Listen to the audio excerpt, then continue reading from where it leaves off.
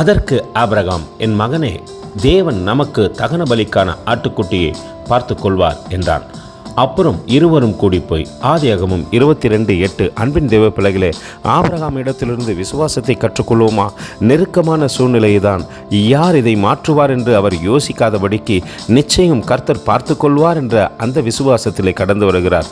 நமக்கு நெருக்கமும் நிந்தனைகளும் வரும் பொழுது நாம் சோர்ந்து விடாதபடிக்கு நம்மை அழைத்தவர், நம்மை தெரிந்து கொண்டவர் நிச்சயம் பார்த்து கொள்வார் என்று ஆபிரகாமை போல நாம் விசுவாசத்திலே சொல்வோமானால் நிச்சயம் அன்று ஆபிரகாமை நடத்தின கர்த்தர் நம்மையும் நடத்தி நம் சகல காரியத்தையும் அவர் பார்த்து கொள்வார். அந்த அன்பின் தேவனுக்கு நேராய் நம்மை தாழ்த்தி தரைமட்டமாய் ஒப்பு கொடுப்போமா? கர்த்தர் தாமே உங்களை ஆசீர்வதிப்பாராக. ஆமேன்.